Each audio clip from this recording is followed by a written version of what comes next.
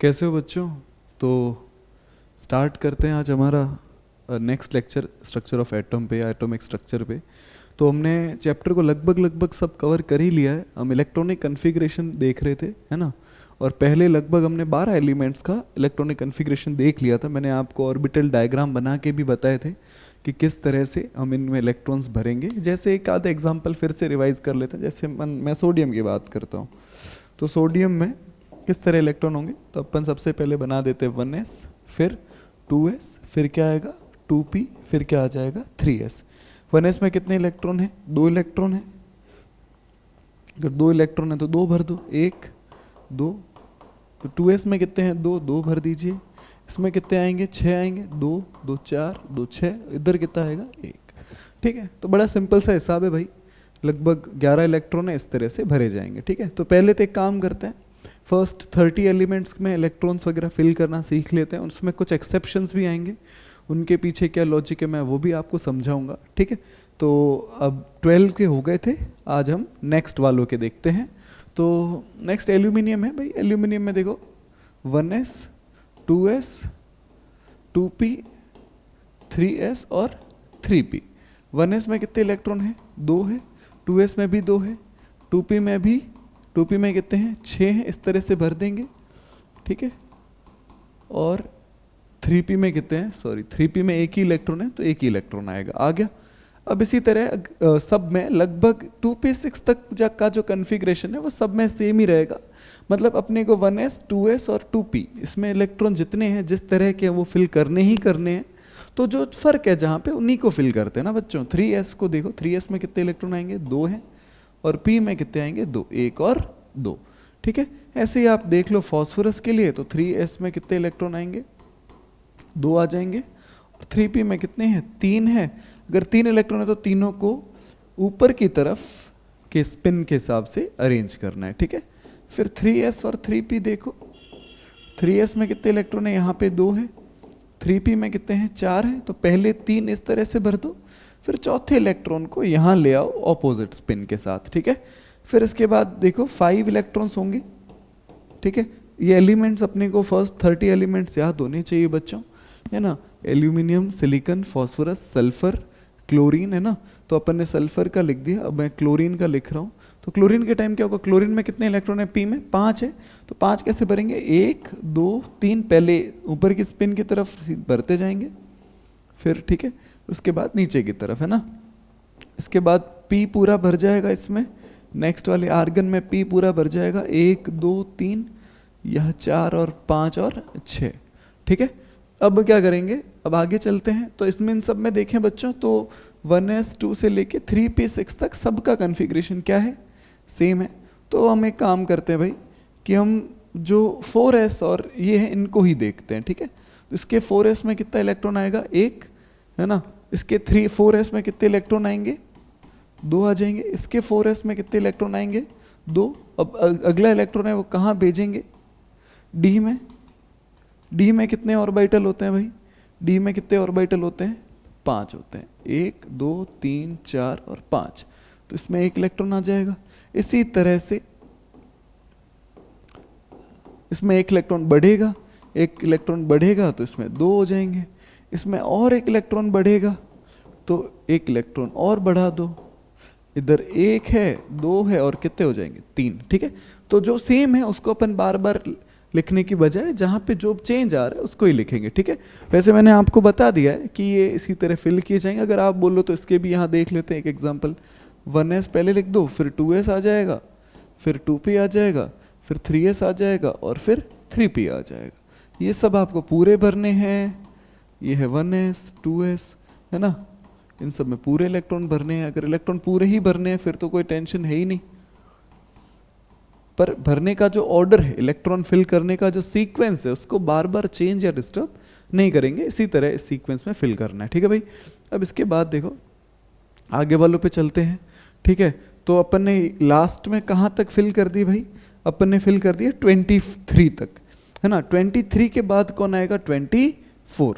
तो 24 का कन्फिग्रेशन क्या होना चाहिए था? तो इसका जो कन्फिग्रेशन है वेनेडियम का वो कुछ इस तरह है, 1s2 2s2 2p6 3s2 3p6, ठीक है, 4s2 और 3d3, है ना। इससे ऊपर वाले का अगर कन्फिग्रेशन इस तरह का है तो इसका भी यही होना चाहिए, 1s2 2s2 2p6 3s2 3p6 4s2 और 3d4। पर ये ऐसा हम एक्सपेक्ट कर रहे थे, ऐसा हमने सोचा, ऐसा होना चाहिए था, पर ऐसा होता नहीं है। क्यों नहीं होता उसके पीछे भी बात करते, उसके पीछे क्या लॉजिक है, ठीक है। अगर मैं इसमें से D के अंदर कितने इलेक्ट्रॉन है, D के अंदर 4 इलेक्ट्रॉन है, S के अंदर कितने इलेक्ट्रॉन है, 2। अगर मैं इन 2 में से एक इलेक्ट्रॉन को आगे की तरफ भेज दूं, इन 2 में से एक इलेक्ट्रॉन को कहाँ भेज दें, आगे। अगर मैं एक इलेक्ट्रॉन को आगे भेज दूंगा तो मेरे यहाँ कितने बचेंगे, 1 बचेगा। 4s में कितने बचेंगे, 1, और 3d में कितने हो जाएंगे, 5 हो जाएंगे। अब आप सोच रहे हो कि सर इससे फर्क क्या पड़ा, मतलब पहले 4 थे अब 5 हो गए। तो देखो एक बात बड़ी सिंपल है, अगर कोई भी उपकोश है, कोई भी सब शेल है, वो 3 स्टेजेस में, 3 परिस्थितियों में बहुत स्थायी होती है, हाईली स्टेबल होती है। उसमें से एक तब होती है जब वो पूरी वेकेंट हो, दूसरा जब वो हाफ फिल्ड हो, तीसरा जब वो फुल्ली फिल्ड हो। मतलब कि या तो पूरी रिक्त हो, खाली हो, ठीक है, या फिर आप ऐसे कह सकते हो कि आधी भरी हुई हो, या फिर पूरी भरी हुई हो, ठीक है। तो जो D है इसमें टोटल कितने, D में 5 ऑर्बिटल है, 5 कक्षक है, तो अधिकतम कितने इलेक्ट्रॉन आ सकते हैं, मैक्सिमम 10 इलेक्ट्रॉन आ सकते हैं भाई। पर तो अगर मैं यहाँ एक इलेक्ट्रॉन का अरेंजमेंट करके अगर मैं इसको आधा भर सकता हूँ तो मैं इस चांस को लूँगा और मैं एक इलेक्ट्रॉन उधर भेज के इसको आधा भर दूंगा, और जैसे ही मैं आधा भरूंगा तो ये स्थायी हो जाएगी। क्या हो जाएगी, स्थायी या फिर स्टेबल हो जाएगी।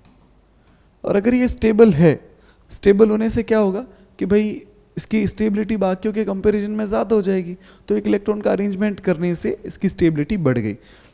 तो आपके दिमाग में एक और क्वेश्चन आ रहा होगा, सर इस हिसाब से तो हम कभी भी इलेक्ट्रॉन को आगे पीछे कर सकते हैं क्या?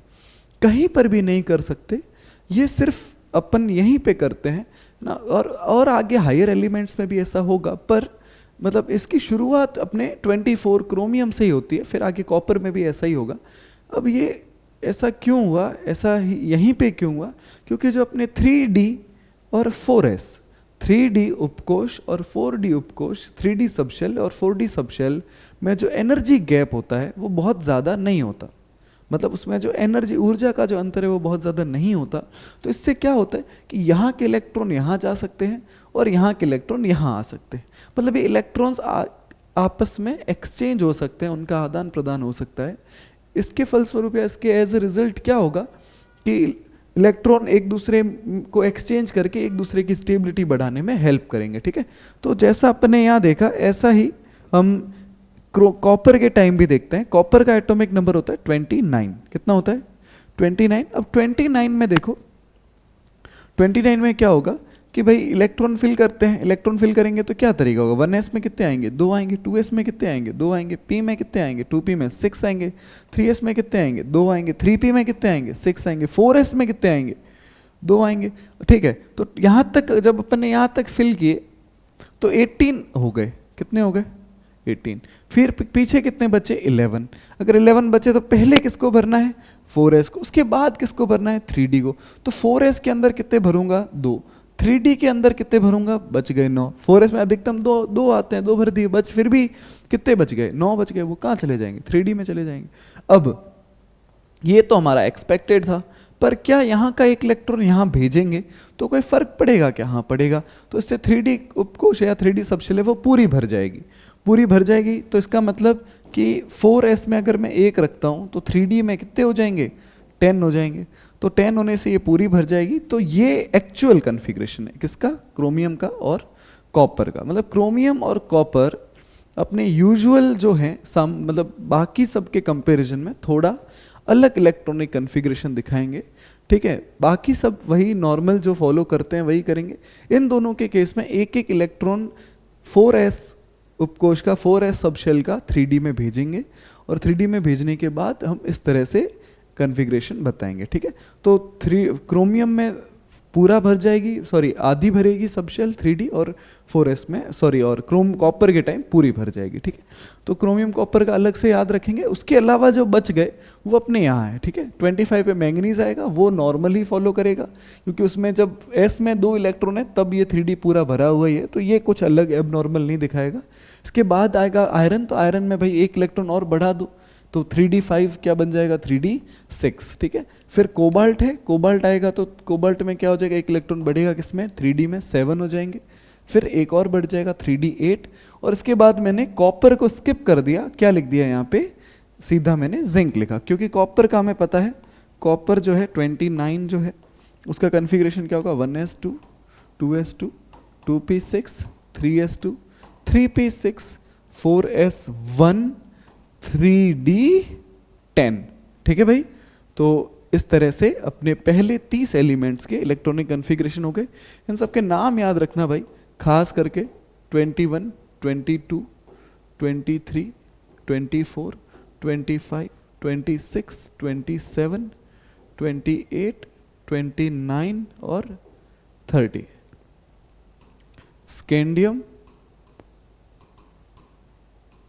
ठीक है, वेनेडियम, एक minute, scandium, titanium, vanadium, chromium, manganese, ठीक है, आयरन, कोबाल्ट, निकल,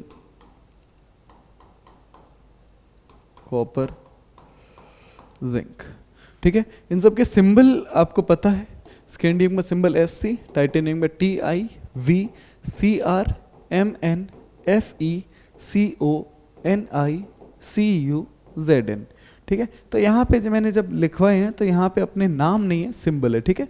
तो ये 21 से 30 तक बहुत अच्छे से अपने को याद होने चाहिए, और इनके नाम, इनके सिंबल, इनके इलेक्ट्रॉनिक कन्फिग्रेशन, यहाँ से कभी कभी सवाल पूछते हैं।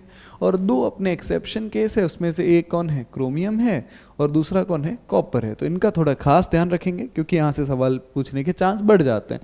केमिस्ट्री का यही लॉजिक है भाई, जब भी कोई चीज़ अनयूजुअल होती है तो वहाँ से सवाल पूछने के चांस ज़्यादा हो जाते हैं, ठीक है।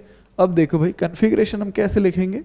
तो फर्स्ट अगर हमें किसी आयन का कन्फिग्रेशन लिखना है, किसका लिखना है, आयन का, तो आयन का कैसे लिखते हैं कन्फिग्रेशन। तो आयन का कन्फिग्रेशन लिखने से पहले हमें एटम का कन्फिग्रेशन पता होना चाहिए। तो first we have to write the configuration of atom in its ground state. तो भाई सबसे पहले एटम का कन्फिग्रेशन देख लो उसकी ग्राउंड स्टेट में, फिर उसके बाद based upon the charge present on atom we have to remove और add electron in the valence shell.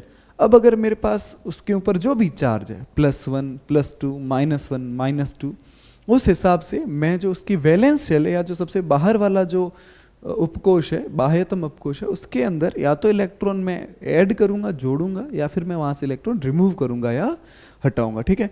अब इलेक्ट्रॉन कितने ऐड करने, कितने कम करने हैं, ये कैसे पता चलेगा, तो ये उसके चार्ज को देख के पता चलेगा, ठीक है। तो देखो भाई आयन्स मैं आपको बता देता हूँ, थोड़ा अपन आयन के बारे में भी बात कर लेते हैं। आयन अपने पास 2 तरह के होंगे, एक होगा कैटायन, एक होगा एनायन, ठीक है। इसको हम बोलते हैं धनायन और इसको बोलते हैं हम ऋणायन। मतलब कि भाई इसके ऊपर चार्ज कौन सा होगा, तो ये पॉजिटिवली चार्ज्ड होगा,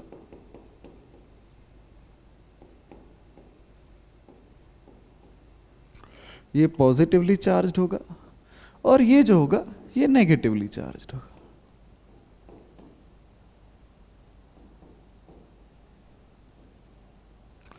एक होगा पॉजिटिवली चार्ज, दूसरा होगा नेगेटिवली चार्ज, ठीक है। तो देखो भाई जैसे मेरे पास एक अपन बिल्कुल सिंपल आयन से शुरू करते हैं, सिंपल सबसे छोटे एटम से शुरू करते हैं ताकि हमें आयन का कंसेप्ट थोड़ा सा समझ में आ जाए।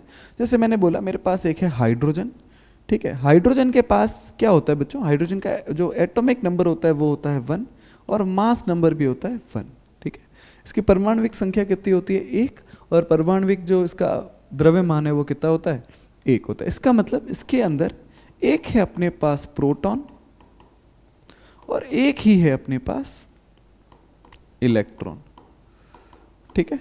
और अब कोई पूछे कि बताओ इसके पास न्यूट्रॉन कितने हैं, तो हम बोलेंगे इसके पास 0 न्यूट्रॉन है, कोई न्यूट्रॉन है ही नहीं। अब इस हाइड्रोजन के पास 2 रास्ते हैं। कितने रास्ते हैं 2। एक रास्ता है कि ये क्या करे, एक इलेक्ट्रॉन इससे कम हो जाए, एक इलेक्ट्रॉन कम हो जाए। दूसरा रास्ता है कि इसमें एक इलेक्ट्रॉन जुड़ जाए। अगर इससे एक इलेक्ट्रॉन चला जाएगा तो इसके पास बचेगा क्या, इसके पास क्या बचेगा भाई, इसके पास सिर्फ एक प्रोटॉन बचेगा। और अगर प्रोटॉन बचेगा तो प्रोटॉन पे कौन सा चार्ज होता है, पॉजिटिव चार्ज होता है। इसका मतलब इसके ऊपर भी कौन सा चार्ज आ जाएगा, पॉजिटिव। ऐसा क्यों, तो पहले जब एक प्रोटॉन था तो उस एक प्रोटॉन पे जो चार्ज है उस पे जो आवेश है उसको बैलेंस करने के लिए, उसको मतलब काउंटर बैलेंस करने के लिए अपने पास इलेक्ट्रॉन भी था। प्रोटॉन पे चार्ज था पॉजिटिव और इलेक्ट्रॉन पे चार्ज होता है नेगेटिव, तो ये एक दूसरे को काउंटर बैलेंस कर देते हैं। ओवरऑल चार्ज 0 हो जाता है, न्यूट्रल हो जाता है। पर अब हमने जैसे एक इलेक्ट्रॉन कम कर दिया, इलेक्ट्रॉन कम करने पर इसके पास सिर्फ प्रोटॉन बचा, तो इसके ऊपर चार्ज भी कौन सा आएगा, पॉजिटिव, ठीक है। पर अगर मैं इसके अंदर एक इलेक्ट्रॉन ऐड करता हूं तो ऐसे में अपने पास क्या होगा, अब जो हाइड्रोजन है, इस हाइड्रोजन के पास एक तो है प्रोटॉन, साथ में एक क्या है, एक इलेक्ट्रॉन तो पहले था, अब एक इलेक्ट्रॉन आपने जोड़ दिया है, तो अब इलेक्ट्रॉन कितने हो गए, 2 हो गए। इसका मतलब इलेक्ट्रॉन बढ़ गए। इलेक्ट्रॉन बढ़े इसका मतलब अब इसके ऊपर कितना चार्ज होगा, माइनस। कितना माइनस, 1 माइनस। क्यों 1 माइनस, कि एक प्रोटॉन का चार्ज हो जाएगा पॉजिटिव, 2 इलेक्ट्रॉन का चार्ज है नेगेटिव। पर एक इलेक्ट्रॉन पे नेगेटिव चार्ज है, 2 इलेक्ट्रॉन पे 2 नेगेटिव चार्ज है, तो टोटल चार्ज कितना हो गया इस पे, -1 है ना। एक इलेक्ट्रॉन को एक प्रोटॉन का चार्ज बैलेंस कर देगा, फिर भी एक इलेक्ट्रॉन बच जाएगा जिसका चार्ज माइनस है, वो उसके ऊपर लिख देंगे, ठीक है। तो ऐसे ही सबसे पहले आप ये पता करो कि एटम का कॉन्फ़िगरेशन क्या है, एटम पे चार्ज क्या है, कैटायन एनायन पे कितना चार्ज, मतलब इलेक्ट्रॉन अगर आपको समझ में आ गए कि भाई कहीं पे अगर ऐसा लिखा है कि n पे 3 माइनस, इसका क्या मतलब है, इसका ये मतलब है कि अपने पास जो नाइट्रोजन था उस नाइट्रोजन के अंदर अपन ने 3 इलेक्ट्रॉन ऐड किए हैं, ठीक है। इसका मतलब कि अगर मुझे ये पता है कि मेरे नाइट्रोजन का एटॉमिक नंबर 7 होता है, इसका मतलब उसके अंदर 7 प्रोटॉन है और 7 ही क्या है, इलेक्ट्रॉन है। और जैसे ही मैंने नाइट्रोजन पे मैंने 3 माइनस लिखा, इसका मतलब इसके प्रोटॉन तो अभी भी कितने रहेंगे, प्रोटॉन तो अभी भी रहेंगे 7 प्रोटॉन, ठीक है। पर इलेक्ट्रॉन कितने हो जाएंगे, 10 हो जाएंगे। 10 क्यों हो जाएंगे, 3 इलेक्ट्रॉन बढ़ गए, 3 इलेक्ट्रॉन बढ़ने की वजह से चार्ज 3 माइनस आ गया, ठीक है। और प्लस में अगर मेरे को कहीं पे लिखा हुआ आ रहा है Cr प्लस, जैसे मैंने लिखा Cr प्लस, इसका क्या मतलब है, इसका ये मतलब है कि भाई अपने जो क्रोमियम होता है, क्रोमियम का जो एटम होता है उसके पास उसका एटॉमिक नंबर होता है 24, ठीक है। तो इसका मतलब कि इसके अंदर प्रोटॉन कितने हैं, 24 प्रोटॉन है, और इलेक्ट्रॉन भी कितने हैं, 24 इलेक्ट्रॉन है। अब इस पे पॉजिटिव कब आया होगा, इसका मतलब पॉजिटिव का ये मतलब है कि उसके अंदर प्रोटॉन ज़्यादा है, इलेक्ट्रॉन कम है। प्रोटॉन कितने ज़्यादा है, तो सिर्फ एक प्रोटॉन ज़्यादा है, क्योंकि इसीलिए +1 आया है, ठीक है। अब देखो, अब इसका मतलब अगर इस पे एक ही प्लस आया है तो इसमें जो नॉर्मल इलेक्ट्रॉन थे उसमें से एक इलेक्ट्रॉन कम लिखना है। इसका कन्फिग्रेशन क्या था, 1s2 2s2 2p6 3s2 3p6 4s1 और 3d5, इस तरह का तो था इसका कन्फिग्रेशन, है ना, ये एक्सेप्शन भी था। अब क्या है, ये तो इसके एटम का कन्फिग्रेशन था, किसका था, एटम का। पर अभी इस पे क्या है, प्लस चार्ज है। प्लस चार्ज का ये मतलब है कि एक इलेक्ट्रॉन इसमें कम है, तो एक इलेक्ट्रॉन कम है तो एक इलेक्ट्रॉन निकालना पड़ेगा। अब इलेक्ट्रॉन कहाँ से निकालेंगे बच्चों, 4s से निकालेंगे कि 3d से निकालेंगे, 4s से निकालेंगे कि 3d से निकालेंगे। तो यहाँ पे 2 बातें हैं। पहली बात है कि जब हम इलेक्ट्रॉन भरते हैं, इलेक्ट्रॉन हम जब फिल करते हैं तो हम एनर्जी ऑर्डर के हिसाब से फिल करते हैं, और हम बोलते हैं कि भाई n+l वाला रूल है, जिसकी n+l वैल्यू ज़्यादा उसमें इलेक्ट्रॉन पहले भरे जाए, sorry n plus L value कम उसमें इलेक्ट्रॉन, उसकी एनर्जी कम उसमें इलेक्ट्रॉन पहले भरे जाएंगे, जिसकी n प्लस एल वैल्यू ज़्यादा उसकी एनर्जी ज़्यादा उसमें इलेक्ट्रॉन बाद में भरे जाएंगे। और अगर n plus L value same है तो हम n के आधार पे डिसाइड करते थे, जिसके n की वैल्यू कम उसकी एनर्जी कम। पर यहाँ पे जब हम इलेक्ट्रॉन को भेजने या निकालने, मतलब इलेक्ट्रॉन का लॉस या गेन जब हम डिसाइड करेंगे, तब हमें ये देखना है कि सबसे बाहर वाला ऑर्बिट कौन सा है, वैलेंस शेल कौन सी है। तो वैलेंस यहाँ पे देखो भाई, तो आपको भी पता है भाई न्यूक्लियस के पहले जो पास होगी वो फर्स्ट होगी, फिर सेकंड होगी, फिर थर्ड होगी, फिर फोर्थ होगी ना। तो ये 1 है, ये 2 है, ये 3 है, ये 4 है। तो अब इसका मतलब 3 और 4 में 4 बाहर है, 4 बाहर है, इसका मतलब हमें इलेक्ट्रॉन कहाँ से भेजना पड़ेगा, यहाँ से। तो 4s वाला एक इलेक्ट्रॉन आप भेज दो, 4s वाला जैसे इलेक्ट्रॉन भेजोगे तो 4s में कितने बचेंगे, 0। ठीक है, तो 4s में 0 बचेंगे, इसका मतलब आपको 4s लिखने की ज़रूरत नहीं है। ठीक है, तो आप 4s वाले इलेक्ट्रॉन लिखो ही मत। अगर आप 4s वाले नहीं लिखोगे तो इसमें से कौन सा ऑप्शन आपका सही हो जाएगा, देखो क्रोमियम। अब देखो बताना किसका है, Cr+ का बताना है। तो Cr में क्रोमियम वाला तो नहीं चलेगा, एक इलेक्ट्रॉन तो कम करना है, ये तो गलत हो गया। ठीक है, अब Cr+ का क्या होगा, Cr+ का क्या है, Cr+ में 4s में से एक इलेक्ट्रॉन आप कम कर दो, 4s में से एक इलेक्ट्रॉन कम कर दिया तो 4s 0 हो गया। 4s 0 है तो कोई लिखने की ज़रूरत अपने को है ही नहीं। ठीक है, 4s में अगर इलेक्ट्रॉन 0 है तो 3d वाले लिखो, तो ये अपना आंसर सही है। Cr पे 2+ 2 इलेक्ट्रॉन भगाने हैं, 2 इलेक्ट्रॉन भगाने तो क्या करेंगे अपन, 4s में से इलेक्ट्रॉन भगा देंगे, 4s में से इलेक्ट्रॉन भगा दिया। ठीक है, और 4s में से इलेक्ट्रॉन भगा के कितने इलेक्ट्रॉन भगाने पड़ेंगे, अब Cr पे कितना है, 2+ है, अगर 2+ है तो 2 इलेक्ट्रॉन भगाने पड़ेंगे। तो एक काम करते हैं, 4s में से 4s में कितना इलेक्ट्रॉन था, एक था, वो भगा दिया, और 3d में से भी एक इलेक्ट्रॉन भगा देंगे। तो दोनों में से एक एक इलेक्ट्रॉन भगाएंगे तो 4s में 0 बचेगा, 3d में 4 बचेंगे, ये भी अपना सही ऑप्शन है। और इसी तरह अगर इसको देखें 1s2 2s2 2p6 3s2 3p6, और अब 3d में एक इलेक्ट्रॉन भगाएंगे और तो ये Cr3+ का बन जाएगा, और एक क्रोमियम एटम का कन्फिग्रेशन है। तो जैसे जैसे आपका पॉजिटिव चार्ज बढ़ेगा आपको इलेक्ट्रॉन भगाने हैं। 4s में एक इलेक्ट्रॉन था, 3d में 5 थे, ये अपने एटम का कन्फिग्रेशन है। +1 आया तो एक इलेक्ट्रॉन 4s से चला गया, +2 आया तो 4s से तो एक चला गया, वो तो खाली है, तो 3d से एक और भगा दो, फिर 3+ आएगा तो और भगा दो, 3 इलेक्ट्रॉन भगाने हैं, टोटल 3+ है, मतलब 3 इलेक्ट्रॉन भगाने, एक 4s से भागेगा, 2 किससे भागेंगे, 3d से। तो टोटल इलेक्ट्रॉन 3d में कितने बचेंगे, 3 बचेंगे। ठीक है, इसके बाद Fe में देखो, Fe में क्या है, Fe का देखो भाई, Fe क्या है, ये एटम का कन्फिग्रेशन है। Fe का एटॉमिक नंबर कितना है भाई, अभी बताया आपको 26। तो 26 है तो भाई देखो 4s2 3d6, ये लास्ट में ये आ जाएगा। कितने इलेक्ट्रॉन भगाने, Fe2+ बनाने, 2 इलेक्ट्रॉन भगाने, दोनों कहाँ से भागेंगे, 3d या 4s, 4s से 2 इलेक्ट्रॉन भगा दिए, 3d में कितने बचे, 6 बचे, हो गया काम, है ना। तो इस तरह से कुछ अपन देखेंगे। ठीक है, उसके बाद अपन आगे चलते हैं। ठीक है, आयन का कन्फिग्रेशन लिखना आ गया। ठीक है, उसके बाद है सम इम्पॉर्टेंट पॉइंट्स, उसमें से मैग्नेटिक मूवमेंट देखना है। मैग्नेटिक मूवमेंट कैसे निकलता है, तो वो ऐसे निकलता है n × n+2, और Bm का क्या मतलब है, Bm का मतलब है बोर मैग्नेटॉन। ये बोर मैग्नेटॉन क्या है, तो बोर मैग्नेटॉन यूनिट है मैग्नेटिक मूवमेंट की, तो बोर मैग्नेटॉन है। इसमें n का क्या मतलब है, n जो है वो नंबर ऑफ अनपेयर्ड इलेक्ट्रॉन, अयुग्मित इलेक्ट्रॉन की संख्या।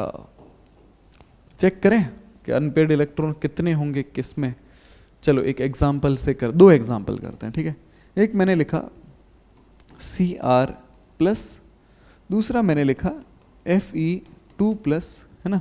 इन दोनों में थोड़ा इसको नीचे लिखते हैं क्योंकि अपने को जगह चाहिए होगी, यहाँ पे लिख देते हैं Fe2+। इन दोनों में अपने को अयुग्मित इलेक्ट्रॉन की संख्या या नंबर ऑफ अनपेयर्ड इलेक्ट्रॉन निकालने हैं। ठीक है बच्चों, तो अब देखो, अब आपको ना समझना पड़ेगा। इसका कन्फिग्रेशन लिखेंगे 1s2 2s2 2p6 3s2 3p6, फिर क्या आएगा 4s आएगा, फिर क्या आएगा 3d आएगा, है ना। Cr अब देखना भाई, पहले तो ये देखो क्रोमियम का एटॉमिक नंबर कितना होता है 25, है ना। तो 25 इसका मतलब यहाँ तक आप 18 इलेक्ट्रॉन तो भर चुके हो। कितने भर चुके हो, 18। बचे कितने, 7 बचे, है ना। कितने बचे, सॉरी क्रोमियम का एटॉमिक नंबर है 24, तो पीछे कितने बचे, 6 बचे। अब 6 में से कैसे भेजेंगे भाई? तो अपन क्या करते थे कि भाई यहाँ पे 5 भेज देते थे, यहाँ पे 1 भेज देते थे। अब क्योंकि Cr पे प्लस है तो एक इलेक्ट्रॉन कम करना पड़ेगा। इलेक्ट्रॉन कम कहाँ से करें? 3d से करें या 4s से? तो 4s से इलेक्ट्रॉन कम कर देंगे तो 4s में कितने हो जाएंगे? 4s में इलेक्ट्रॉन हो जाएंगे 0। 4s में इलेक्ट्रॉन कितने हो जाएंगे? 0 हो जाएंगे। अब इसका मतलब ये तो पूरे भरे हुए हैं, 4s में आते ही 2 हैं, ऑलरेडी आ गए। इसमें भी s में 2 आते हैं, 2 ऑलरेडी आ गए। p में 6 आते हैं, 6 आते हैं, आ चुके हैं। तो इसका मतलब अब 3d में 5 इलेक्ट्रॉन आ सकते हैं और 5 मतलब सॉरी 3d में 5 इलेक्ट्रॉन है। तो अब भी अपन ये बोलेंगे कि भाई ये सब ना, ये सब पूरे पैक है, ये सब पूरे भरे हुए हैं, ये सब फुल्ली फिल्ड है।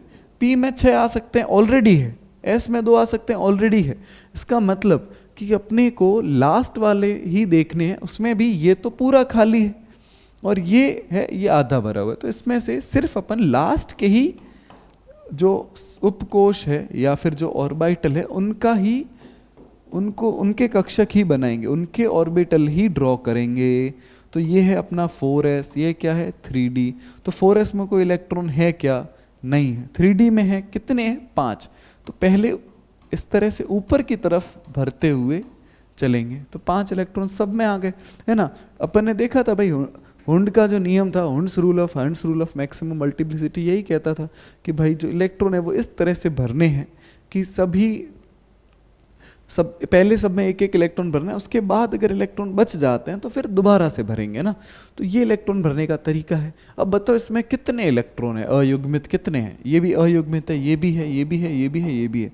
अयुग्मित का ये मतलब होता है कि अगर एक ऑर्बिटल है, एक कक्षक है, उसके अंदर अगर एक ही इलेक्ट्रॉन हो तो ये अयुग्मित है। ये क्या है? ठीक है। अयुग्मित का मतलब सिंगल आप कह दो या अनपेयर्ड कह दो, है ना। एक मिनट। तो और इसको आप अनपेयर्ड कह दो। और अगर एक कक्षक के अंदर 2 इलेक्ट्रॉन है और वो दोनों ऐसे आए हुए हैं तो इसका मतलब ये पेयर्ड होंगे, या फिर आप इसको युग्मित बोल दो। ठीक है। तो अब क्या आप युग्मित अयुग्मित इलेक्ट्रॉन देख लोगे क्या? देखो इसमें क्या ये इस एक बॉक्स के अंदर 2 इलेक्ट्रॉन है क्या? नहीं, एक है, इसका मतलब ये अकेला है। तो इसका पेयर नहीं बना हुआ, अयुग्मित है, नॉन पेयर्ड है, अनपेयर्ड है। ठीक है। तो इसमें 5 अयुग्मित इलेक्ट्रॉन है। इसका मतलब Cr+ के लिए n की वैल्यू कितनी हो जाएगी? 5। ये n अलग है, प्रिंसिपल क्वांटम नंबर नहीं है ये, है ना।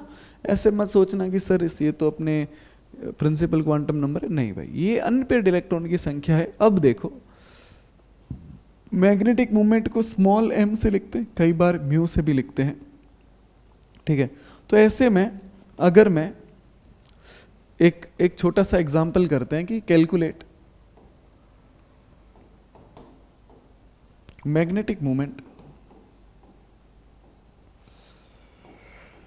और वो भी स्पिन ओनली फॉर Cr+।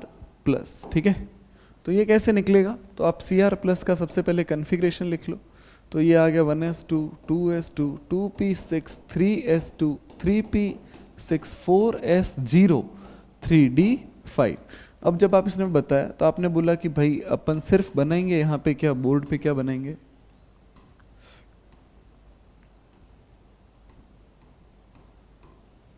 एक इलेक्ट्रॉन, सॉरी 4s में कितने हैं? ये मैं सिर्फ अभी बच्चों 4s ही बना रहा हूँ ना।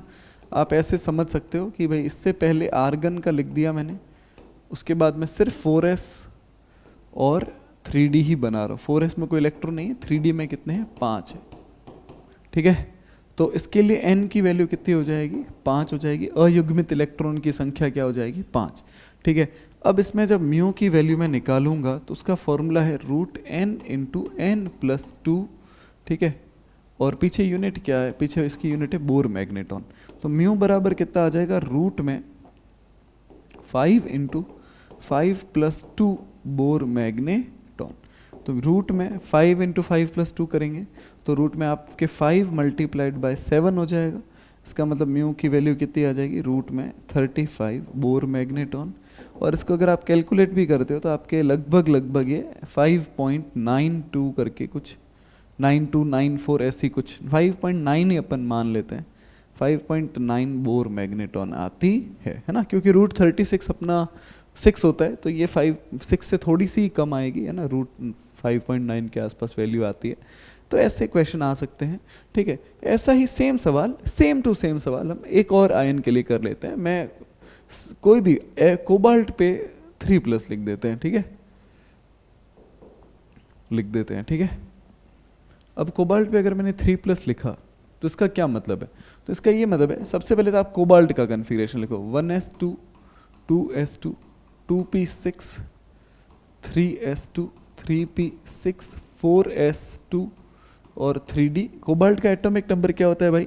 तो ये होता है 27 है ना, तो 3d यहाँ क्या आ जाएगा 7। अब कितने इलेक्ट्रॉन भगाने हैं यहाँ से? 3 इलेक्ट्रॉन भगाने।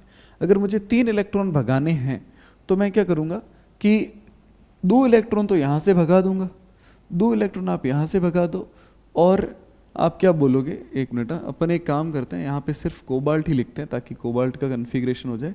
आपको कैलकुलेट, आपको अभी भी कोबाल्ट 3+ के लिए ही करना है, कोबाल्ट 3+ के लिए ही कैलकुलेट करना है, पर पहले कन्फिग्रेशन में कोबाल्ट का लिख लेता हूँ। तो 2 इलेक्ट्रॉन यहाँ से भगा देंगे, 1 इलेक्ट्रॉन यहाँ से भगा देंगे, तो कोबाल्ट 3+ का कन्फिग्रेशन क्या हो जाएगा? तो आपके बाकी सब कुछ तो सेम रहेगा,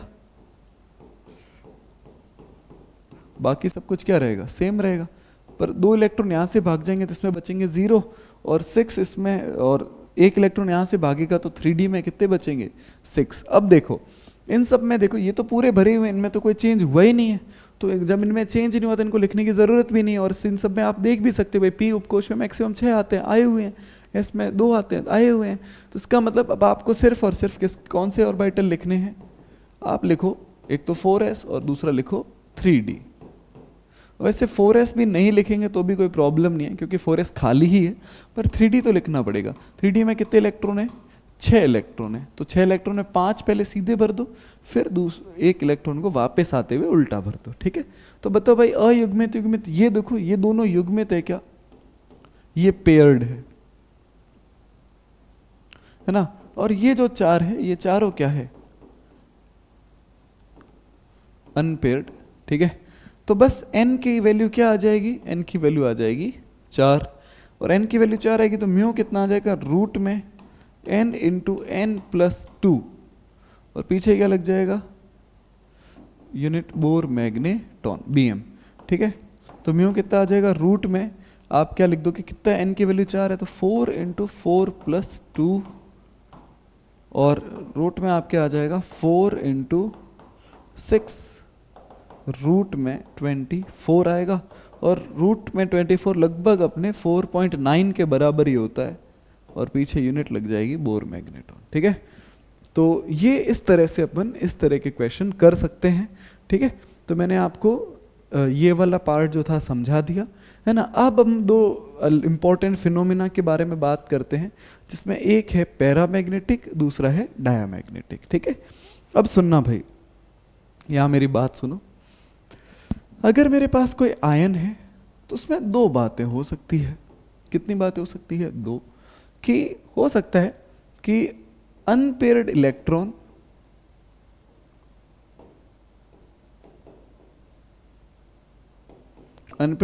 क्या हो?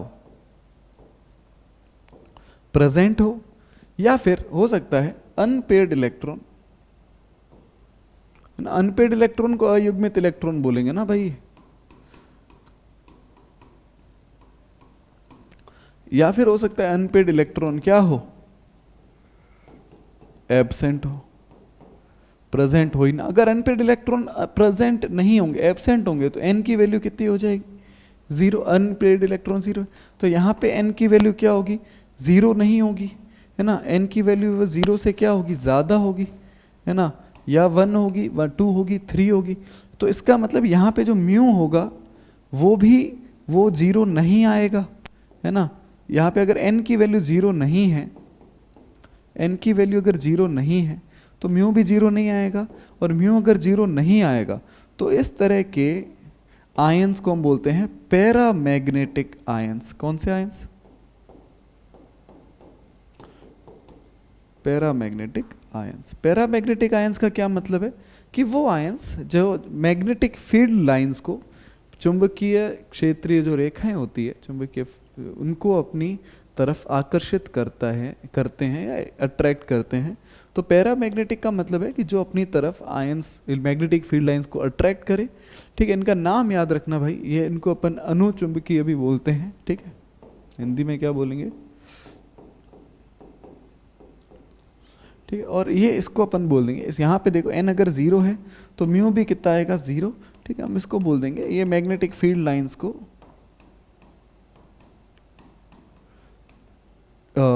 मतलब रिपेल करता है, या फिर आप ऐसे बोल सकते हो कि उनके प्रतिकर्षण दिखाता है, तो इसको हम प्रतिचुंबकीय बोलेंगे और इसको इंग्लिश में बोल देंगे डायामैग्नेटिक।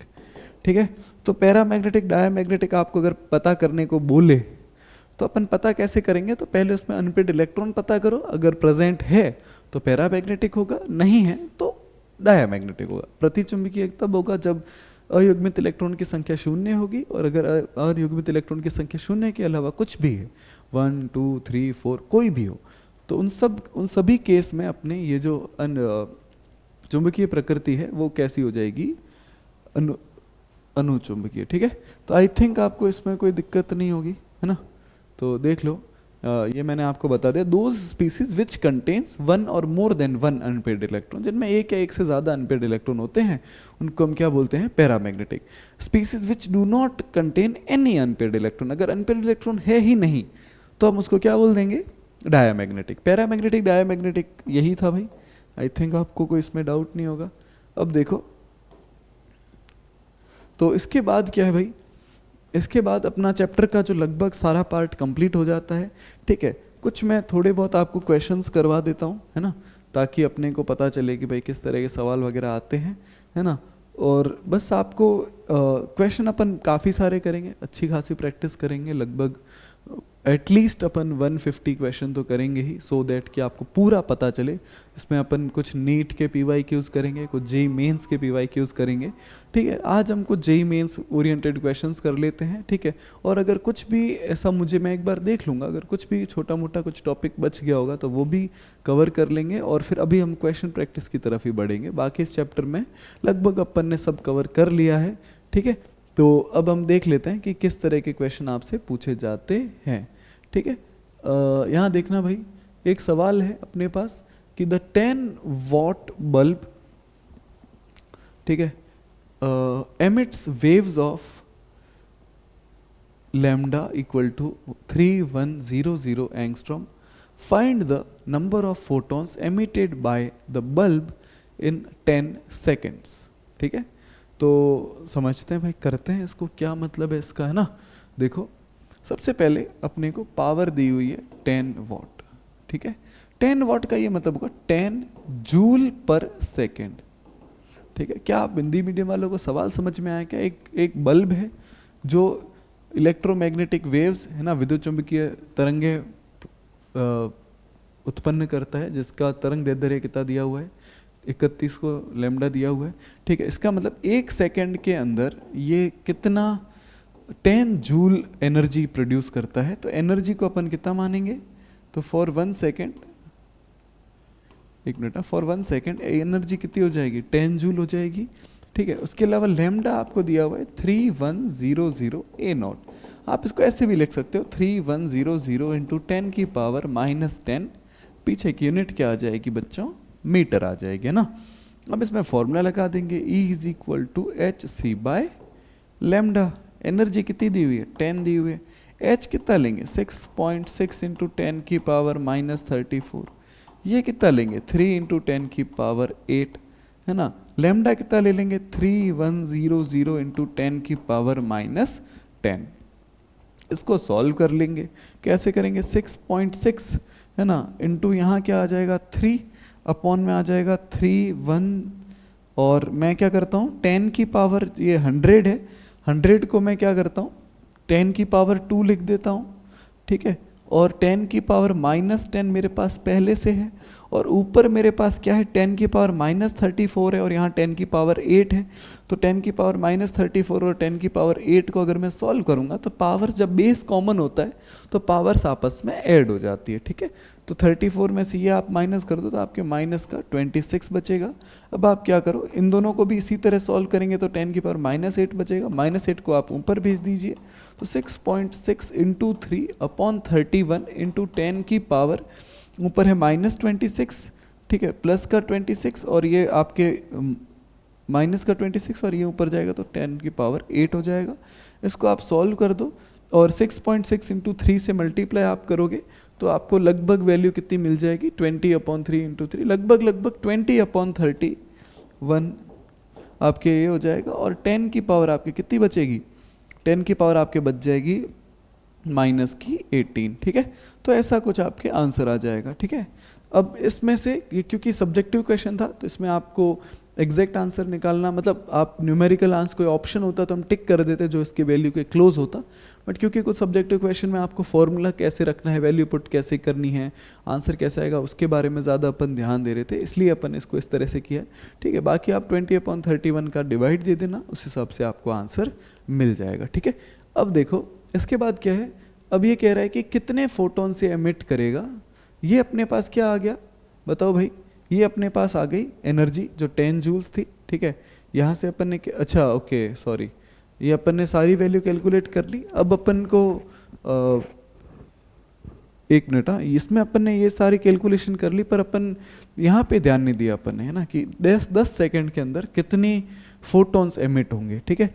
तो यहाँ अपने पास 10 जूल एनर्जी है पर सेकंड, ठीक है। यहाँ पे अपन hc/λ वाला फॉर्मूला भी लगा दिया, पर एक वैल्यू अपन ने मिस कर दी जो यहाँ पे आएगी, जिसको अपन लिखेंगे कैपिटल N, ठीक है। तो कैपिटल N का क्या मतलब है, तो ये अपने को बताएगा कि नंबर ऑफ फोटॉन्स कितने होंगे। तो अगर 1 सेकंड में एनर्जी 10 जूल है तो अपने को तो 10 सेकंड के हिसाब से निकालनी है। 10 सेकंड में एनर्जी कितनी हो जाएगी 100 जूल, है ना। तो आप यहाँ 10 की जगह क्या लिख दोगे 100 लिख दोगे, है ना। तो हम यहाँ पे बस कैलकुलेशन करनी है और यहाँ पे आपके नंबर ऑफ फोटोन आ जाएगा, उसको आप कैपिटल N लिख दो, यहाँ पे भी कैपिटल N, यहाँ पे भी कैपिटल N, यहाँ पे भी कैपिटल N, यहाँ पे भी कैपिटल N। तो यहाँ पे फिर लास्ट में क्या बचेगा 100 इक्वल टू कैपिटल N और यहाँ आ जाएगा आपका 20 इंटू 10 की पावर 8/31, ठीक है। अब इसको कैसे करेंगे, तो capital N number of photons हो जाएगा, वो हो जाएगा आपका 100 इंटू 31/20 इंटू 10 की पावर 8, है ना। तो बस आपको इस तरह से सॉल्व कर लेना है और क्या करना है, 10 की पावर -8 होगा बच्चों, -18 है, सॉरी -18 है और -18 को अगर मैं ऊपर भेजूंगा तो ये आपके 20 आप इससे कट कर दो, ये हो गया 5 इंटू 31 कर दो, 5 इंटू 31 करेंगे तो कितना आएगा 155 इंटू 10 की पावर +18 इक्वल टू N आ जाएगा। ये आपके आ गए नंबर ऑफ फोटॉन्स, क्या आ गए नंबर ऑफ फोटोन की संख्या, है ना।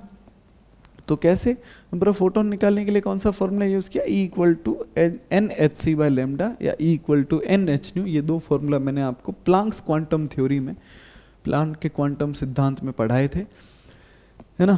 तो ये इस तरह से अपन इस तरह के न्यूमेरिकल कर सकते हैं। एक दो और देखते हैं, ठीक है। जैसे अगला है कि भाई फॉर द नंबर, अच्छा बताओ भाई इसमें कितने इनकरेक्ट स्टेटमेंट है। पहले अपन शुरू वाले टॉपिक पे ही सवाल कर रहे हैं, है ना। तो एमिट देखो भाई क्या है, नंबर ऑफ इनकरेक्ट स्टेटमेंट बताने ब्लैक बॉडी रेडिएशन के बारे में, है ना। तो एमिट और absorb energy in the form of electromagnetic radiation.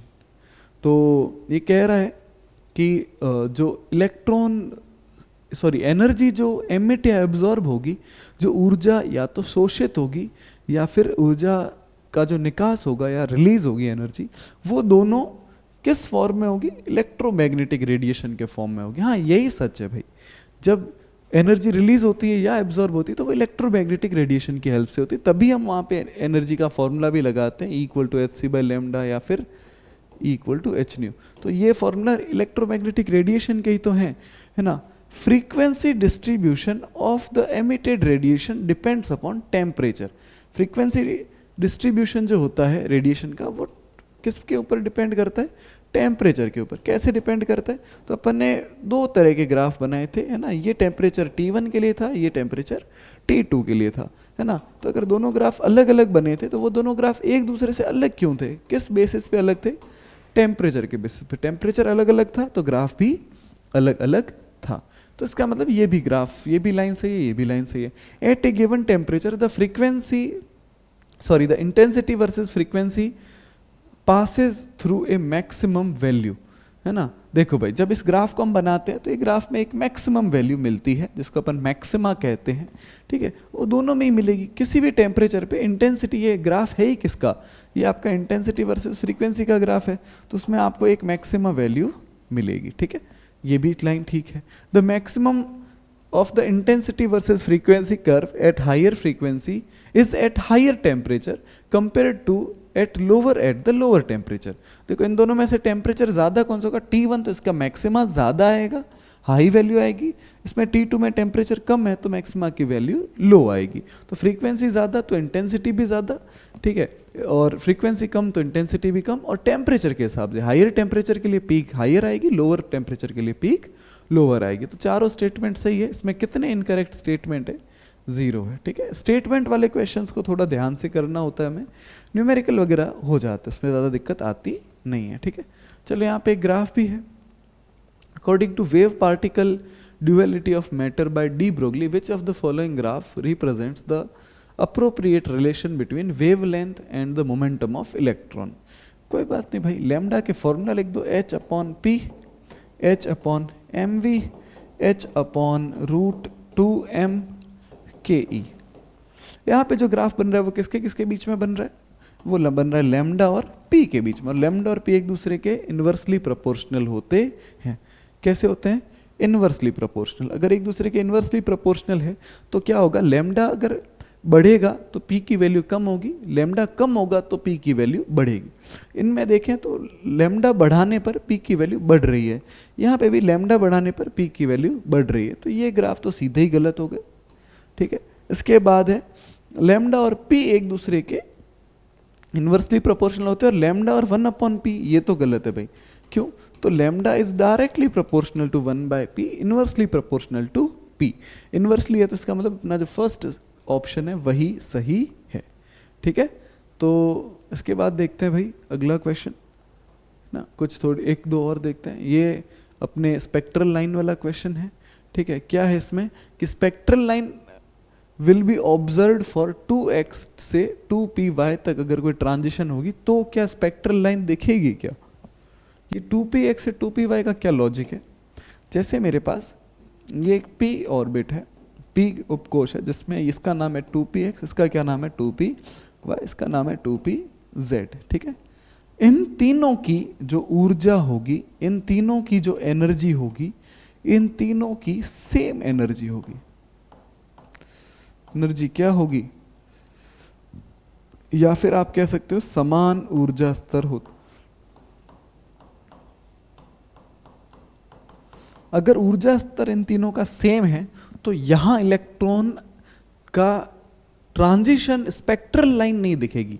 Spectral line दिखेगी क्या मतलब? कि अगर इनकी एनर्जी सेम है तो इलेक्ट्रॉन यहां से अगर मैं यहां भेज भी देता हूं तो कोई ना तो एनर्जी का लॉस होगा ना एनर्जी का गेन होगा, ना एनर्जी मिलेगी ना एनर्जी जाएगी। अगर इलेक्ट्रॉन एनर्जी ना मिली है ना गई है तो ऐसे केस में एनर्जी का अगर कोई एक्सचेंज ट्रांसफर हुआ ही नहीं है तो फिर सीधी सी बात है भाई, कोई लाइन दिखेगी ही नहीं। तो इसका मतलब स्टेटमेंट 1 क्या है? सीधा ही क्या है? गलत है।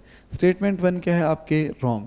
उसके बाद क्या है? 2px and 2py are degenerate orbitals.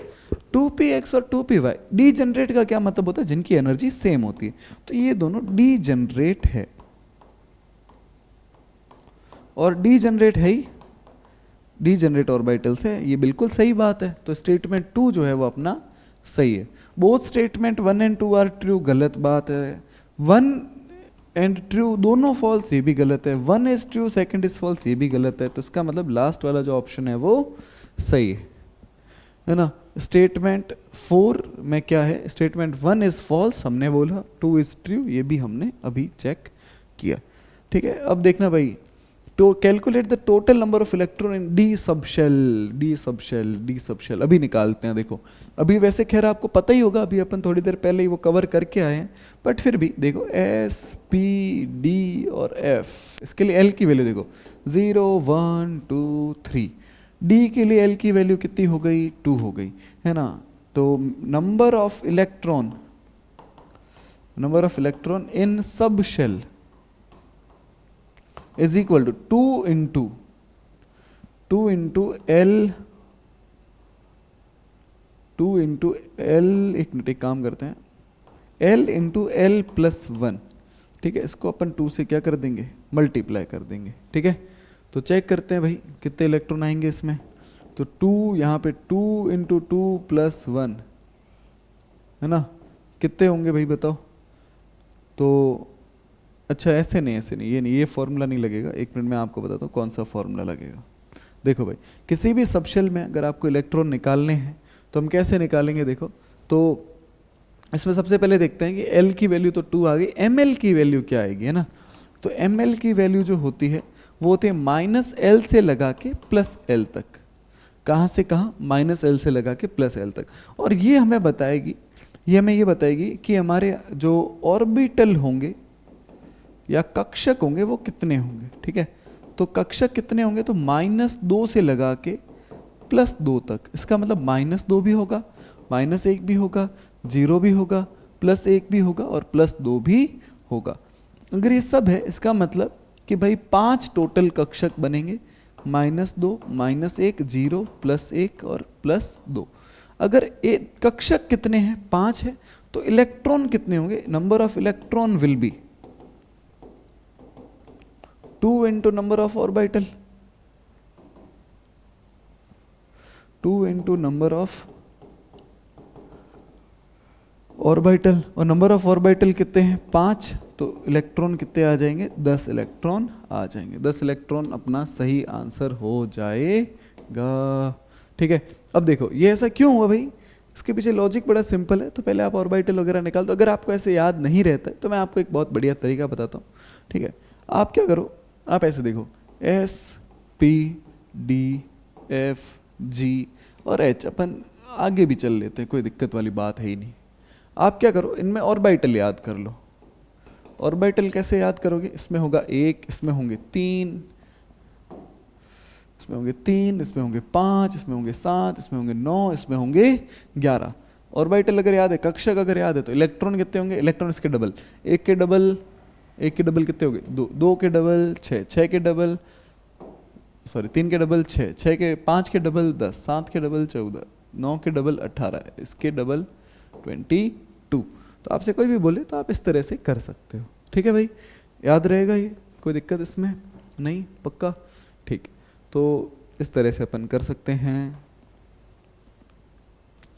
अब इसके बाद अगला सवाल देखो, the number of radial nodes and angular nodes present in सब में रेडियल नोड भी कैलकुलेट करनी है और एंगुलर नोड भी कैलकुलेट करना है।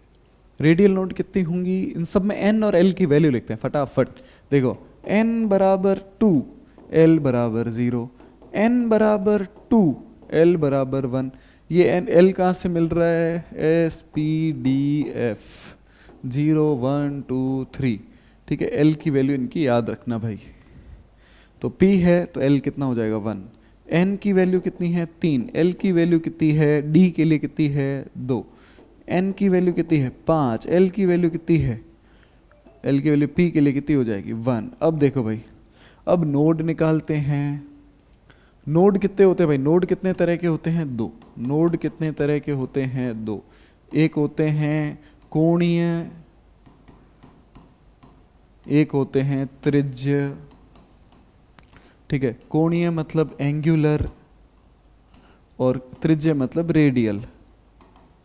इसका फॉर्मूला है n-l-1, ठीक है। इसका फॉर्मूला है l, ठीक है। इसका मतलब इसमें देखो भाई एंगुलर नोड बराबर l बराबर हो जाएंगे 0, ठीक है। इसमें रेडियल नोड है ना, Rn मतलब रेडियल नोड हो जाएगा n-l-1। तो तो n की वैल्यू है 2, 2 minus zero equal to, sorry 2 minus zero minus 1 equal to 1। तो रेडियल नोड आ गया 1, एंगुलर नोड आ गए 0। इसमें देखो भाई इसमें एंगुलर नोड इसमें कितने आ जाएंगे, एंगुलर नोड कितने हैं, बराबर l बराबर 1। रेडियल नोड कितने आएंगे, radial node n minus L minus 1। n कितना है 2, l कितना है 1, 2 माइनस 1 माइनस 1, तो 2 माइनस 1 इक्वल टू 0। तो टोटल नोड, एंगुलर नोड आ गए, रेडियल नोड भी आ गए। इसी तरह अपन इसके भी कैलकुलेट करते हैं 3D के लिए। 3D के लिए एंगुलर नोड कितने होंगे, तो L बराबर क्या है, यहाँ L की वैल्यू कितनी है 2, तो यहाँ पे आंसर आ गया 2। अब रेडियल नोड कितने आएंगे, तो n माइनस एल माइनस 1, तो यहाँ पे n कितना है 3, L कितना है 2, तो लिख दो भाई n माइनस एल माइनस 1, तो 3 माइनस 2 माइनस 1 इक्वल टू 0। ठीक है, इसी तरह आप इसके भी कैलकुलेट कर सकते हो। यहाँ पे कोई y, x, y, z इनसे कोई लेना देना नहीं है, भले ही लिखा हुआ हो तो भी ठीक है, नहीं लिखो तो भी ठीक है, कोई अपने को उससे फ़र्क नहीं पड़ता, क्योंकि जो L की वैल्यू है वो P, D, F इनके लिए डिसाइड होती है, डिक्लेयर होती है। Z, X, P, Y उनसे कोई हमें लेना देना नहीं है। ठीक है, तो यहाँ पे एन एंगुलर नोड बराबर L बराबर आ जाएगा 1, और यहाँ पे देखो भाई रेडियल नोड कितने आ जाएंगे, तो n minus L minus 1, n कितना है 5 है, L कितना है 1 है, 1 माइनस 1 कर दो 3, इसका उत्तर आ जाएगा। ठीक है, रेडियल नोड आएंगे 3 और एंगुलर नोड आ जाएगा 1। ठीक है, तो ऐसे अपन नोड किसी के भी निकाल सकते हैं। ठीक है भाई, एक दो और देख लेते हैं। एक सवाल, the maximum number of electron that can have principal quantum number n equal to 3 and spin quantum number s equal to -1/2। बढ़िया सवाल है। क्या है इसमें भाई, प्रिंसिपल क्वांटम नंबर n की तो वैल्यू कितनी है, 3 है, एडवांस्ड का ही क्वेश्चन है 2011 का। n इक्वल टू है 3, n इक्वल टू कितना है 3 है, s इक्वल टू कितना है -12। ठीक है, अब बहुत बढ़िया सवाल है। ठीक है, अब देखो भाई n इक्वल टू 3 है, तो इसके लिए सबसे पहले l की वैल्यू निकालते हैं। तो l की वैल्यू कितनी होगी भाई, तो n की वैल्यू अगर 3 है तो l मतलब आपके क्या हो सकता है, l आपके होता है 0 से लेके n-1 तक, 0 से लेके कहाँ तक, n-1 तक। l की वैल्यू कहाँ से कहाँ होगी, 0 से लेके n-1 तक। ठीक है, इसका मतलब इसके लिए l की वैल्यू कितनी होगी, 0 भी होगी, 1 भी होगी और 2 भी होगी। अब l की वैल्यू क्या है, अगर 0 है, 1 है, 2 है, तो l मतलब 0 है, तो इसका मतलब ये बात कर रहा है s की, 1 है इसका मतलब p की, और ये है इसका मतलब बात कर रहा है d की। इसका मतलब यहाँ पे क्या क्या होंगे, तो यहाँ पे 3s भी होगा, 3p भी होगा और 3d भी होगा। 3s मतलब इस तरह का एक डिब्बा बनेगा इसमें, 3p में कितने डब्बे बनेंगे, 2 डिब्बे आपके बन जाएंगे, और 3d में कितने ऑर्बिटल होंगे, 5 होंगे ना।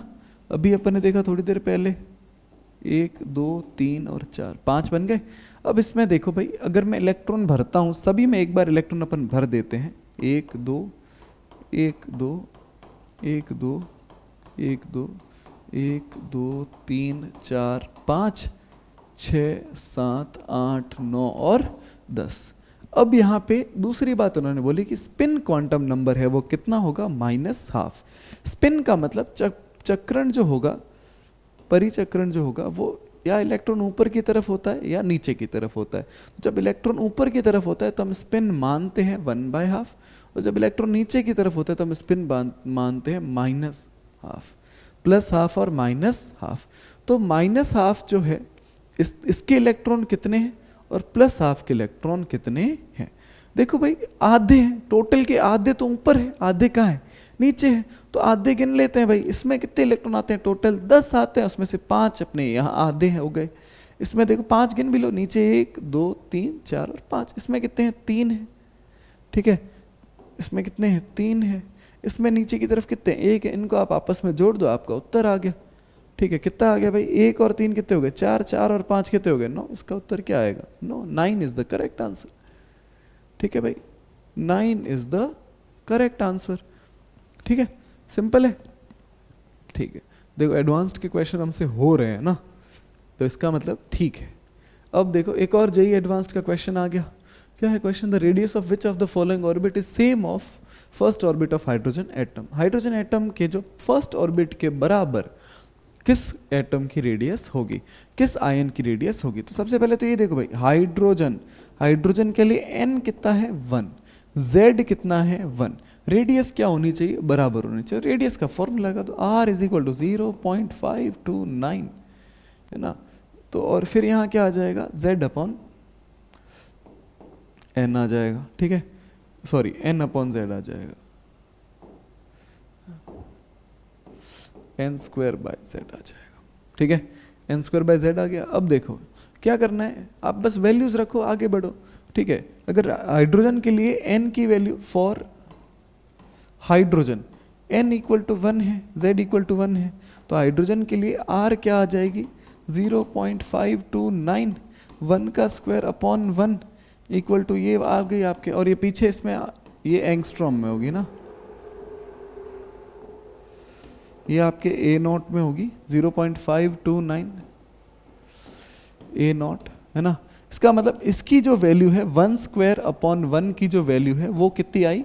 1 आई। तो जिसके लिए भी n स्क्वायर बाय z की वैल्यू 1 आएगी वही अपना करेक्ट आंसर होगा। n स्क्वायर बाय z की वैल्यू सब में चेक कर लो, यहाँ पे n कितना है 2, ठीक है। अभी अपन सभी ऑप्शन के लिए चेक करते हैं। He plus n equal to कितना है 2, z इक्वल टू भी कितना है 2, तो n स्क्वायर बाय z कितना आएगा?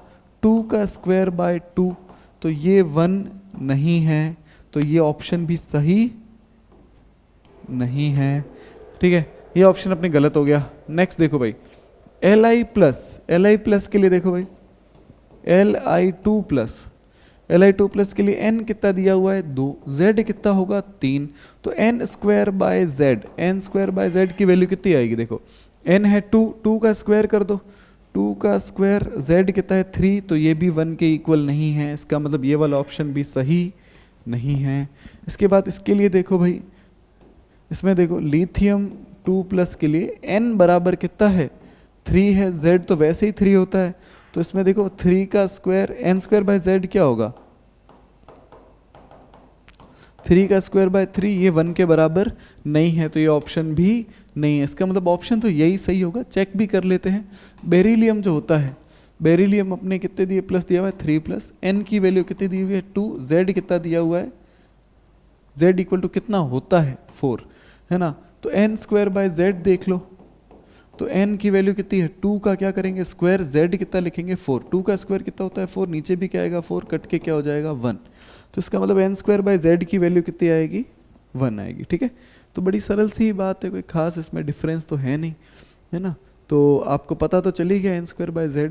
ऐसा लगभग एक क्वेश्चन मैंने आपको करवाया भी था, है ना, रेडियस जब हम कैलकुलेट कर रहे थे, ठीक है। अभी हम इस क्वेश्चन तक ठीक है कर लेते हैं, उसके बाद अपन अगले सवाल पे बढ़ते हैं, ठीक है। चलो अगला क्वेश्चन देखते हैं फटाफट। अगला क्वेश्चन क्या है कि given the hydrogen atom RVEK, अच्छा, stands for radius, potential energy, total energy and kinetic energy of electron in nth orbit, ठीक है। Find the value of u v x, y, ठीक है। वैल्यूज कैलकुलेट करनी है u v x y की, ठीक है। देखते हैं भाई क्या है, तो आपको तो मैच ही करना है बस, है ना। तो match the following type question है भाई, मैच द फॉलोइंग देख लो। u बराबर v upon k n, 1 upon r equal to e की पावर x, r की power n equal to z की पावर y, और v equal to orbital angular momentum of electron in lowest energy, ठीक है। चलो देखते हैं भाई, टोटल एनर्जी इक्वल टू क्या है, ठीक है, potential energy upon kinetic energy, ठीक है भाई। इसको देखते हैं, है ना, इनकी वैल्यूज कैलकुलेट करते हैं, और वैल्यूज कैलकुलेट करेंगे तो किसकी 1 आएगी, किसकी -2 आएगी, किसकी क्या आएगी, चलो चेक करते हैं भाई। एक देखो, इसमें से एक रिलेशन मेरे को क्लियरली याद है कि r जो होता है ना, r वो 1 अपॉन z के बराबर होता है। r क्या होता है, मतलब प्रोपोर्शनल, अगर मैं देखूं, देखना भाई बच्चों, इसमें फॉर्मूलाज है, सारे फॉर्मूला याद करने। रेडियस का फॉर्मूला होता है 0.529 एन स्क्वायर बाय जेड। ठीक है, इसका मतलब आर जो है वो 1/z के प्रोपोर्शनल है, या फिर आर जो है वो z की पावर -1 के प्रोपोर्शनल है, z की पावर -1 के। इसका मतलब कि 3 का जो आंसर है वो -1 आएगा। तो इसका मतलब अपने थर्ड ऑप्शन जो है वो किससे कनेक्ट हो जाएगा, -1 आर से कनेक्ट हो जाएगा। ठीक है, तो 3 में आर किसमें दिया हुआ है, 3 में आर इसमें है और 3 में आर इसमें भी है। इसका मतलब ये वाला ऑप्शन गलत हो जाएगा और ये वाला ऑप्शन भी गलत हो जाएगा। दो तो सीधे सीधे क्या हो गए, गलत हो गए। एक फॉर्मूला आपने अभी लिखा था थोड़ी देर पहले, दिखने में क्वेश्चन थोड़ा डरावना है बट एक्चुअल में इतना कुछ भी नहीं है। अभी अपन और 1-2 क्वेश्चन करेंगे तो और अच्छे से क्लियर हो जाएगा। ठीक है, अब देखो, चलो उसके बाद देखते हैं भाई। फिर बोल रहा है कि ये जो 1/Rn है, 1/r की पावर n है, वो e की पावर x पे डिपेंड करेगा। किस पे डिपेंड करेगा, e की पावर x पे। ठीक है, तो e की पावर x पे कैसे डिपेंड करेगा। ठीक है, अब देखते हैं भाई। और कैसे, देखो रेडियस जो होती है, रेडियस का फॉर्मूला क्या होता है, रेडियस अपन ने बोला रेडियस है वो n स्क्वायर बाय z पे प्रोपोर्शनल होती है, n स्क्वायर बाय z के। ठीक है, और आप और क्या बोल सकते हो कि जो एनर्जी है वो किसके प्रोपोर्शनल होती है, वो z square by n square के प्रोपोर्शनल होती है। ठीक है, अब देखो भाई, हाँ ठीक है, तो अब हम इन दोनों को अगर एक दूसरे के साथ कंपेयर करते हैं तो हम देख सकते हैं कि भाई इन दोनों में प्रोपोर्शनैलिटी किस हिसाब से, तो ये रेडियस है वो n स्क्वायर के डायरेक्टली प्रोपोर्शनल है और एनर्जी है वो n स्क्वायर के इन्वर्सली प्रोपोर्शनल है। सही बात है, इसका मतलब एनर्जी और इनके बीच में कैसा रिलेशन है, तो आप ऐसे कह सकते हो कि एनर्जी और रेडियस एक दूसरे के इन्वर्सली प्रोपोर्शनल है। कैसे, तो अगर मैं n की वैल्यू बढ़ाता हूँ तो रेडियस बढ़ती है, पर मैं n की वैल्यू जब बढ़ाता हूँ तो एनर्जी क्या हो जाती है, कम हो जाती है। ठीक है, तो इसका मतलब 1/r की पावर n e की पावर x, मतलब ये दोनों, ये वाला रिलेशन क्या है, सही है। ठीक है, और ये जो आप 2 को किससे मैच कर सकते हो, इसका मतलब आपके e की पावर क्या लेनी है, आपको 1 लेनी है ना। मतलब आप ऐसे बोल सकते हो energy is inversely proportional to radius, तो एनर्जी की पावर 1 है वो रेडियस के इन्वर्सली प्रोपोर्शनल होती है। ठीक है, तो इसका मतलब आप क्या बोलोगे कि भाई सेकंड है उसको किससे मैच कर दोगे, 1 से, तो आपका सेकंड का क्या हो जाएगा, p हो जाएगा। सेकंड का p हो गया तो ये ऑप्शन सही हो गया। ठीक है, इसमें आप ऑप्शन एलिमिनेट करके ही कर सकते हो। ठीक है, क्योंकि सभी में अगर आप जाओगे तो आप फिर फंस जाओगे। ठीक है, तो पहले आप ऑप्शन ही एलिमिनेट कर दो, 2 आपके सीधे एलिमिनेट हो गए, तीसरा अपने एनर्जी और रेडियस को एक दूसरे के इन्वर्सली मान के। और ये लॉजिकल भी तो ठीक है ना, कि आप रेडियस बढ़ाते हो तो एनर्जी क्या होता है, बढ़ती जाती है। ठीक है, मतलब रेडियस और एनर्जी का रिलेशन देख लिया मैंने, आपको यहाँ पे डिराइव करके बता दिया। ठीक है, इसके बाद देखो 1-2 क्वेश्चन और देख लेते हैं। ठीक है, यहाँ पे एक सवाल दिया हुआ है, match the following column 1 with correctly related quantum number s, quantum numbers in column 2। देखते हैं भाई, और सॉरी, मैच करना है orbital angular momentum of the electron in hydrogen like atom.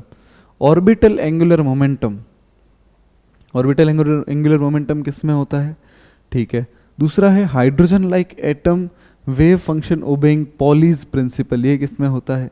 Shape, size and orientation of hydrogen atom like atomic orbital, ये किस में होता है। Probability density of electron in nucleus in hydrogen like atom. तो 4 अपने को दिए हुए हैं स्टेटमेंट, 4 क्या दिए हुए हैं, स्टेटमेंट, और उनके सामने अपन के एटॉमिक ये लिखे हुए हैं।